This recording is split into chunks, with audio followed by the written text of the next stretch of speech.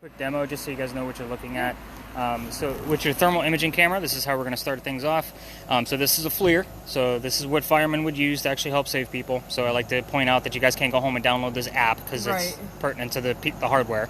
But you should be able to see me, red, orange, and yellow guy. My beard should be a lighter color, or I'm sorry, darker color than my face. So that's because I'm the warmest thing inside the video. It's a pretty chilly night for us here in Charleston. So believe it or not, like, this is cold. Yeah. With that, we're going to be looking for those cold spots. Yeah. So there should be a blue dot bouncing around your screen as well. The blue dot is showing you the coldest spot in the frame at that particular moment.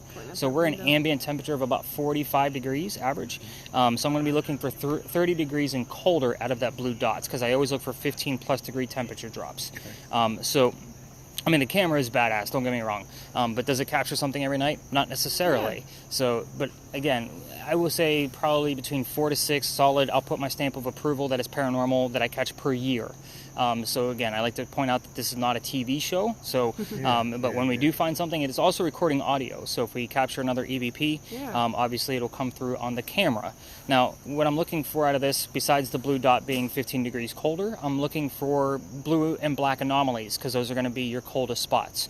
I'm looking for them to either take shape or to start moving on their own, because we're always going to have like some kind of black shape. Windshields, anything with glass, windows, you get it, is going to be colder than ambient temperature. So when I say taking shape, I want a head, shoulders, moving arms and legs. Like, that's what I'm looking for when I'm watching your video. And I do watch it in double time. So that means when you're recording like it is right now, you're going to be as slow and still as possible. Because again, I watch it in double time because it's much easier to find an anomaly if it's moving twice as fast as the way it originally was. So this is going to be the same red barn that held horses that delivered milk and eggs to the residents of Charleston, 1860s to 1920s. Keywords here for you, Sean, would be delivery, milk, eggs, anything relative to a stable. So, speaking of Ouija boards, what's the first question everybody wants to ask a Ouija board when they get in front of one? I don't know. Who's I've never here? used one. Yeah. Is there any ghosts here? Perfect. You know is what I mean? anybody here? Yeah. Right? So let's say the three of us huddle around and we say, is anybody here? And then Dad over here hears the answer, no. That means somebody's here. So just like your TV shows, well, not just like them, the exact opposite of your TV shows, we are not going to be using yes-no questions. We're going to go after some of the details. Yeah. What I usually tell people is try to think of a way to reword a question that might be a yes-no type of question. Close. If somebody's here, tell me what color the big red barn is. Now we know that we are looking, my word list, and listening, Dad's spirit box, for the word red. However, you're using DJs and song lyrics to be able to convey messages. The word red might not be available. Right. Fire truck, blood, heart. Something associated with specifically red. Right. So I would take that as possibly being paranormal if something else was going on. That could be something on your camera, my EMF reading, or some other type of communication. Another example. Let's say my word list has the word art on it. That doesn't mean anything over here by itself. Dad hears the number 40 coming out of his spirit box. If you put both clues together, Art Faircloth was number 40 on Big John's team. See where that? See, it's a lot of puzzle piece collecting. It's more like an escape room than it is a ghost tour. So just kind of keep that in the back of your brains. You're just trying to find a way to communicate. Piece everything together without really, like, Not to mention, we also have audio from you. We have audio on me. Two pieces of communication. We could all ask a question and separate, and the answers can go anywhere. So when I have 10 to 12 people in front of me, there's at least 7 communication devices among those that set of devices. So you could ask a question, and somebody, a total stranger, might get the answer. Right. That's in the group as well. So kind of keep that in mind. So even when I'm spot checking, I'm not going to put a label on something of like, oh my God, this was the best thing ever, unless I have all of the pieces that show like this was a true piece of communication. Right. So with that said, camera, we're going to be in spaces where there's going to be parked cars and some people walking by. It is a rando Wednesday after a major storm here in Charleston, so I don't suspect that we're going to be running into a whole lot of people. But we don't film cars, we don't film people. Yeah. People get really weirded out about cars, especially when I see what type of camera we're using, because if I was a car thief, the only other tool I would need is a crowbar. Yeah. Because you can see the heat signature of the motor and know how long the car's been sitting there. Yes, don't like to give teenagers ideas. I don't always exploit that, but I figured you guys are well responsible enough. Oh, yeah. The other thing about your camera is you're going to try to keep somebody, me or Dad, in view at all times, because it's much easier to find a cold spot if there's a warm reference, which is us. Keep the sky out of view if you can. The blue dot will default to the sky every time because there's no surface. It's looking for a temperature up there, and there isn't one. There isn't. It's going to be ambient air, and it can't measure that. Look at the stars. I know. It's actually a pretty clear night. I know that your report tomorrow morning is going to say partly cloudy, but I go based off of the Weather Channel. Tonight, so whatever the Weather Channel says is what I put in your report. So I do keep track of moon phase for you, K index, all of that stuff. So it's a full scientific report when you guys get your shit back. Awesome. Any other major questions about your gear? I don't think so. Okay, let's go learn some real history then. All Let's do this. right. You guys are easy. Hardest part's going to be carrying the bag around with you guys. Yeah. That thing weighs like 30 pounds. Oh my goodness. We could take turns. What keeps my girlish figure going. Should I stop the video every time or just wait? So normally the rule of thumb is when we enter a space, and here I am. Yeah. Hell yeah. And now I'm using them all. Yes. Believe it or not. I actually have one of my degrees is in journalism and mass communication. Yeah, I do mass communication, so yeah. 6.7. So I'm going to kind of go over this real quick, and then I'll give you the history of why we're actually here. So EMF, like I said, measures the electricity around the air. So obviously you guys know ghosts can manipulate this. But the whole point is, we got a little 3.8. So just to kind of give you a perspective of things around your home, your TV is going to give off about a 40 to 60 milligauss. So just kind of giving you a perspective of what this thing will measure. Your microwave heating up your food or cup of coffee that you have finished is going to be about 150 to 170. Right. The average spike for this location where we are right now is between 18 to 22. So you got excited about a 3.8. I'm already watching the 6.7. Yeah. So I usually 5 out of 7 nights a week I will get between an 18 and 22. But in my 14 years of ghost hunting, the highest I've ever seen this guy go has been here, 214 milligrams. We left simply because I actually have a form of epilepsy. There's too much electricity in the air for the neurological disorder. So this is why this is a must, and I always need to know. If we were to have the little blinky light one, it only goes to 25. So I wouldn't know anything above 25. Yeah. So I'll be writing down 3.8 and 6.7 that I got. But this is a location where I know I need to keep this guy out. So welcome to a parking lot. Congrats, you made it. Which, by the way, Sean, starting here is where I'm going to start withholding information. Okay. So I'm not going to be giving you questions like what color was George Washington's white horse. Just kind of keep that in the back of your brain. So you want me to just listen and you talk? Nope. You're going to listen to me first and then crank both of them. Okay, gotcha. So I can turn this down? Yep. Yeah, give your ears a break because that thing's not easy to do. All right, we're good. We can change whatever you need. Can't Okay. wait to hear something. You like it? Can't wait. I know. He loves it. This used to be the Eliza and Charles Pinckney mansion site. So their house used to sit in front of the space facing East Bay Street. Eliza's garden was lined up with Five Church Restaurant and came all the way across, and we are standing in the servant and slave quarters for the home. So that's the layout of the land. So who the hell were these people? Charles and Eliza had a son named Charles, and they had a nephew named Charles. That's 3 Chucks.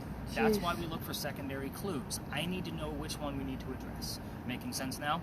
So, son and the nephew were signers of the Constitution for South Carolina. It's a big deal for us. I hate politics. We're going to move on. That's the reason why I'm working when the debate is on. I hate politics. There we go. So, same time, if I don't give them that recognition, they're going to do it for me in a nasty manner through your spirit box. I've seen it dozens of times, so I got to make sure I throw that out there every night. We're going to talk about Eliza instead. Much better story, much happier story, we'll say that much. Eliza marries Charles at a young age according to today's standards. If you're going to ask her how old she was when she got married, don't expect numbers from the colonial days that she came from, like 12 and 14, when young ladies got married. Right. So today's standard, because her husband was over doubled her age when they married. It was a creepy age gap then, creepy now. So I'm just going to put that out there. Yeah. So it's another reason why I asked, like, who's in my party, like, what's the relationship? So, again, I don't know that you're, father-daughter. For all I know, you two are married, and that could be the same age gap of Miss Eliza and Charles. I've put my foot in my mouth more than once on that occasion. Yeah. But at the same time, Eliza marries him because her father's over in England. He thinks he's dying. He's trying to bring all of his kids home one last time so he can see them. Eliza didn't believe he was dying. She stayed put right here and got married. It's 1744. You don't get married in that year to get a green card because we are not a country yet. Yeah. Right. So she did marry him out of love. This is a true love story. So kind of we're going to show some respect while we're here. I don't think we have to worry about that with the two of you. But anyway, she was right. Dad did not die right away. Instead, he starts sending her gifts from England. It's right where you're standing. One of those gifts happens to be the plant seeds of indigo. Ooh. Oh, I know this story. So, okay. That's a plant that makes blue dye that makes our blue jeans blue. Okay. Yeah. She's wearing it right now. This is where this started. Okay. Exactly. So when she got It's her actually seeds, a cool story. when she got her seeds, she didn't know what to do with them. She had to learn from her servants and slaves how to keep it cultivated because it's not always hot here. When she learned how to keep it going, she learned how to make the dye and then moved it to a cash crop down by the Stono River, actually your neck of the roads. Yep. So when she got down there, she got a hold of Dad and told him, rice plantations are going downhill. We're going to make a killing with the indigo. And we now have an international businesswoman during colonial times. Something absolutely unheard of. So. And at her age. And at her age, running 3 plantations all by herself. His dad left her here to look after the sister, and I believe Mom died shortly thereafter, and Dad was still overseas doing his diplomatic pieces. Yep. So there's a lot more to the story, but I try to keep things brief. So that's the boring business stuff, and actually Dad's fascinated by it because it seems like he knows the story. I do, and it is a nice story. Yeah. I feel like I've heard the Indigo story before. So. Well, there's actually a fiction version of this called The Indigo Girl. Mm. And it's very colorful and very romantic, but it still gives you the basic gist of how she got started, which was kind of nice. Yeah. And it was periodically correct. So I did that because I've read Eliza's letters, like front. Oh, really? Oh, yeah. That's really cool. So you actually get a piece of like how she spoke and things like that. And very intelligent woman. Yeah. I've actually gone to see her dress. This might actually fascinate you more so. Where's that at? They actually had her dress on display for a short period of time at the Charleston Museum. Okay.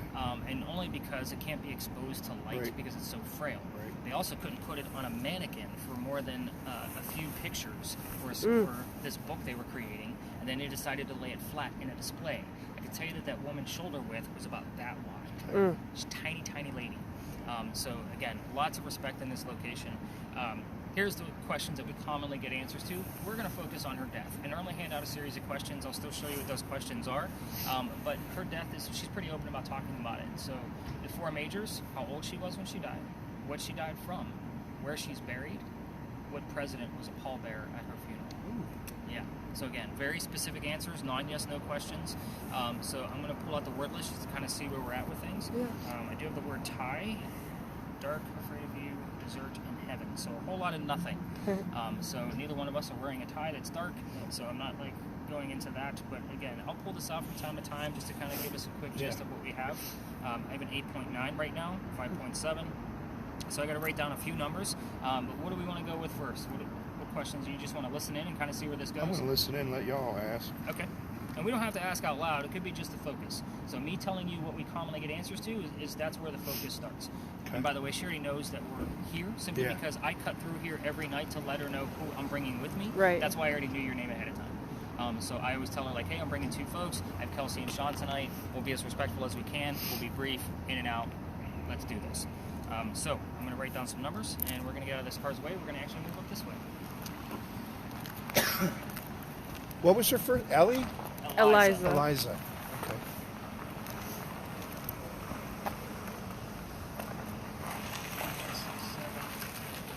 I never knew that their plantation was in Charleston. I thought it was... Well, the major one was by the Stone River. I would have thought it was somewhere on Johns Island or James Island. There's actually still a site there that's dedicated to the Pinckneys.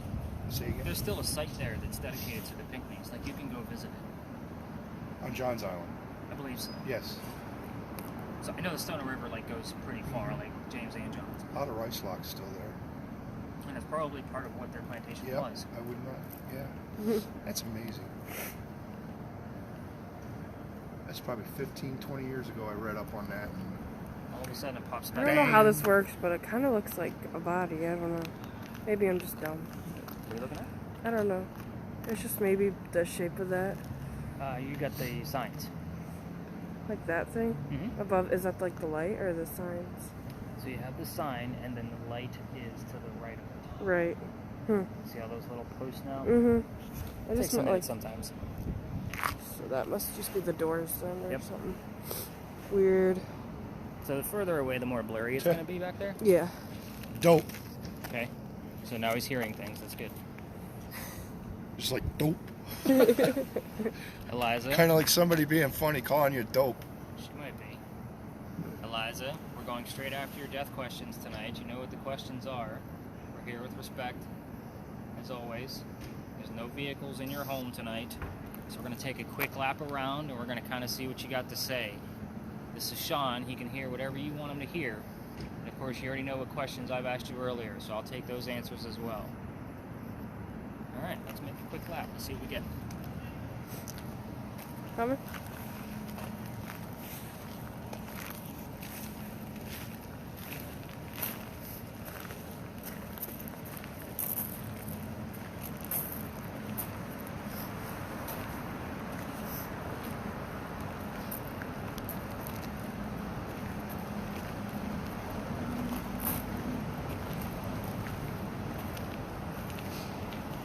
at all zeros. Like, this is normally a pretty hot area. Like the lot in general. So just to refresh my memory, Sure. was there an actual house here then? Yeah. Like this is where she lived? We're standing like on that? in one of the meeting rooms. Okay.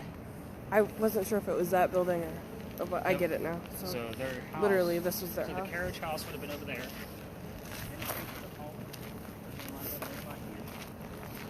And on either side there would have been a male and a female meeting room. So because her husband was a politician, he would have Right. had his own meeting room for the men to go smoke cigars and talk politics. Whereas she would have another room to sew and meet with the ladies Tea, around town. yeah. You got it. But that's about as much of the layout that I know, because there are no blueprints of the home. Oh I've wow. looked for 'em. Okay. I have read descriptions of the home from like friends that have been there, but nothing gives you like, hey, go up the stairs and to the left is bedroom number 1. It's not a blueprint of the house. So was there a reason it was taken down, or just Well, too normally old? one of the questions that I throw at people is find out why it's not here anymore. Okay. So hopefully we get that answer, but I will reveal things before we leave the space. I'm guessing either a fire or something bad. I don't know. It was a tragedy. Yeah. I'll tell you that. Go ahead and ask. She just did. Ask. Oh, did you? I'm sorry. Basically, yeah. Yeah. So it's not like she can't hear us. I'm struggling hearing y'all on this. No, you're Yeah. good. You focus on that and just shout out whatever I'm you just hear. saying whatever. It just came to mind. He's going to have Tourette's syndrome all night long. Like, that's what we want. We want him to just shout things out. Yeah. Let's see if she's giving us an answer here. Or a shoot. Like I don't know. I feel like just something bad happened. Really bad. Fire. I don't know if they had bombs yet back then. Well, you also don't know when it was taken down. Yeah. So. That's for me to reveal. Sorry, I didn't mean to blind you there. Can't wait to tell Uncle Jimmy all of this. Can't wait to tell Uncle Jimmy all of this. Oh yeah. He's really good at history, so he'll know He'll everything. have the recording to listen to. Yeah, he'll know everything. He's big on. He could be a historian for Oh any my college God. down here. He's awesome. Probably get in a fight with professors and call them out on it. Did they have any ties to the barn? No. No. No. How old is that barn again? The only thing I know is that it held horses from 1860s to 1920s. Also, it was about 100 years before. Yeah. So there's actually, and if you know your Charleston history, I'm sure you heard the name Denmark Vesey before, the runaway slave. Yes. Oh yeah. So yeah. there is speculation that at one point he actually lived on this block. Okay. So That's I interesting. have yet to find anything because, of course, I've investigated it with equipment and spirit boxes, looking for any kind of, trail, Yeah. and I have nothing. But there is a speculation from our local historian, Nick Butler, that he could have been here as well. He could have been just hiding here while he was a runaway, but we don't know. I got to read that biography. Somebody did. Eliza, come on. Where you at, honey?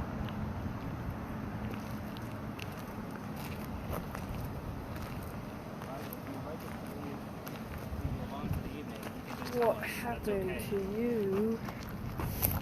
I normally don't ask that of you. It was pretty cool.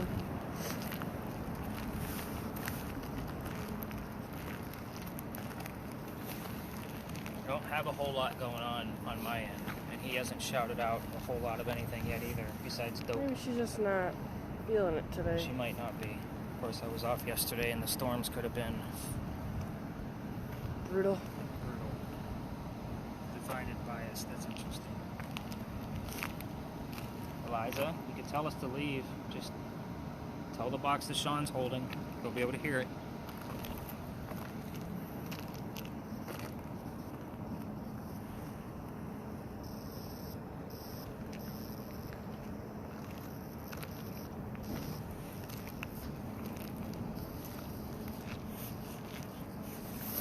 Have y'all asked questions? We I asked, can't hear. We asked her if she wants us to leave. Oh. 'Cause I'm not getting a whole lot of readings, which is odd for this location. Yeah, I'm not getting. I mean, I had a couple little blips, but nothing that said like she wants us to be here. So I asked her if she wanted us to leave. So I said, "Tell Sean, he'll be able to hear it." 216. Eliza, you want to come talk to us?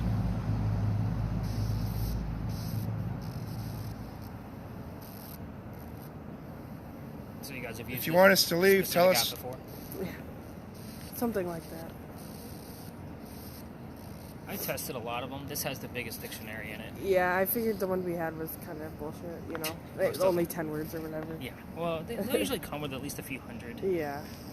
Some of them have up to like 1,000 or 2,000, but we have 170,000 words in our language. Like, why not give us nominee? Interesting.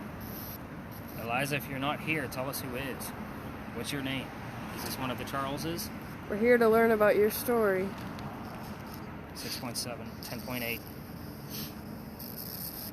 The only reason I'm asking that question is because there's divided bias, and then I have nominee. So Charles Pinckney was A nominee for president, I want to say 6 times. Okay. I'm gonna turn it down a bit. Yeah, it could be daunting. 5.1. Charles. And I got a 9.8. Charles Coatsworth. If that's you, you gotta let us know.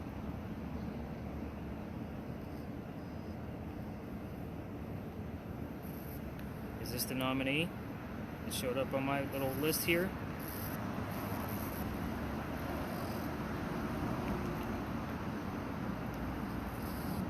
Okay, Charles and Eliza, we're gonna wrap this up. Can you say goodnight to us?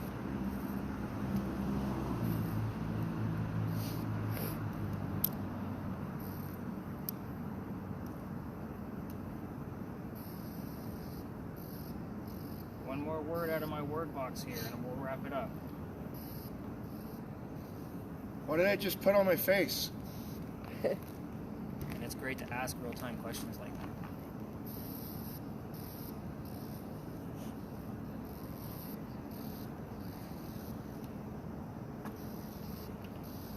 Do you hate that this is a parking lot now?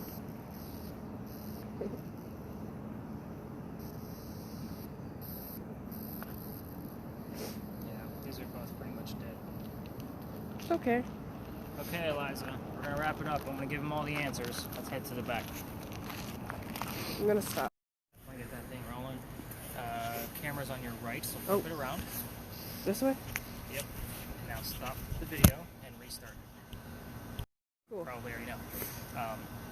So, welcome to Philadelphia Alley. Yeah, headphones off. Let's go ahead and give yourself a break. Did you hear anything along the way? Just a lot of static and music. And that horn, I apologize for that. No, you're fine. I was like, he knows where we're at. It was a Kenny G. So, we I did, was hearing helicopters. as we were leaving the Pinckney Mansion site, the words burning and outcome showed up. Okay. So, and that was approximately 5 to 6 minutes ago. Yeah. So that's why I was like, let me check my watch to make sure it was still legitimate. So this place used to be, and you don't need to keep us in focus here. Okay, just wherever. Yeah, Really. so honestly, your best point of view is to just keep it kind of like side view going right down the alley. So if That's we what I have was an anomaly- thinking, yeah. Yeah, because there's enough foliage in here to kind of help with that cold and hot mentality. So this is used to be called Dueler's Alley. This is where some of the duels used to occur in the city of Charleston. So I say some because dueling was illegal. They had to find hiding spots. This happened to be one of those hiding spots.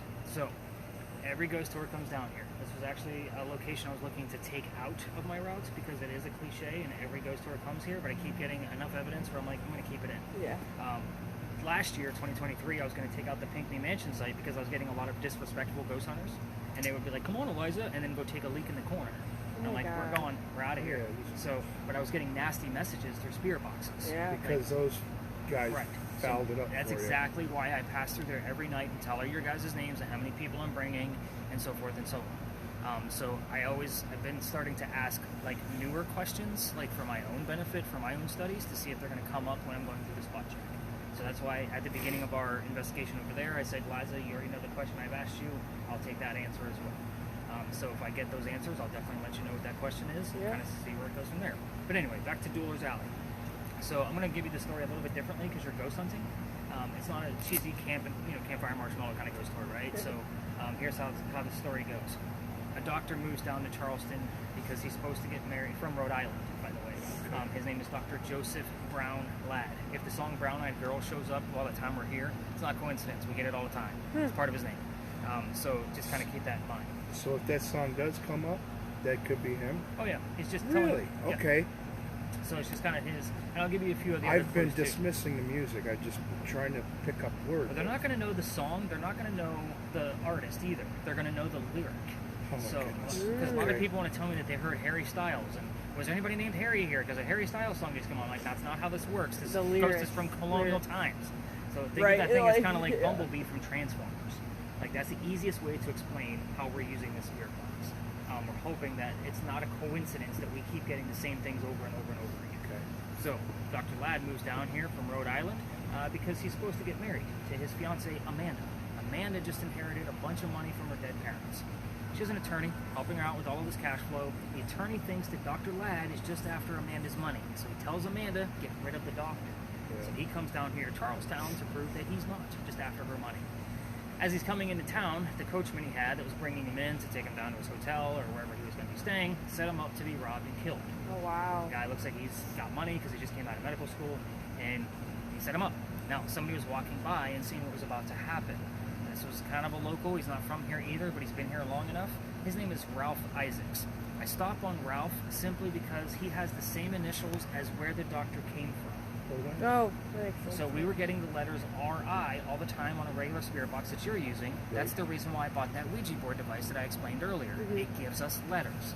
So in the year that I've had it, we've gotten RI whenever I brought up Ralph's names, probably about 5 or 6 times now. So now we know that it's directly coming from Ralph and not the Rhode Island piece relative to Dr. Ladd. Anyway, back to Ralph. He tells the doctor, dude, I know this guy. He's going to try to kill you. Come with me. I got friends at 59 Church Street. They'll rent you a room and you'll be safe and good to go. Doc took him up on the offer. The two gentlemen became friends. The longer the Doc stays here, the more money he's making. My ears are ringing. Are My they? ears are ringing. Both of them. I don't think I've ever had both ears ring before. You're also You know what I mean? I know. Well, you're also standing like dead center this way. So you'll see more. Shite. Yeah. You'll see. Hang I on. cut. Wow. There's more to this. I'm telling you, there's a lot more to this. I just got goosebumps. Shit. Dr. Ladd and Ralph go see. Basically, in a nutshell, the doctor's making more money, but Amanda got wind of this, so she's coming down so they can get married. Dr. Ladd became known as the Whistling Doctor. That's why when he started whistling earlier, like, you know where you're at. Now, But no, I see what you're saying, though, and I apologize. don't apologize. I don't find it coincidental at all. Like, you Okay, came in here and yeah. immediately started whistling. Yep. So That's freaking weird. every ghost tour that comes down here tells you to listen for the whistles, because without that air conditioner or heater running, this is the most quiet place in Charleston. Like, even on a busy Saturday afternoon, this is what it sounds like. It's always quiet. Acoustics are just right. Right. So, I will tell you, we do have a camera running plus my voice recorder. If we're going to capture whistles or the ringing in your ears, I'm not going to discount that either. But if we're going to capture a whistle, it's probably going to be on one of these two devices. But with your spirit box, we have gotten whistling parts of songs and the word doctor from a commercial immediately after. So it's almost like a doctor. We get it all the time.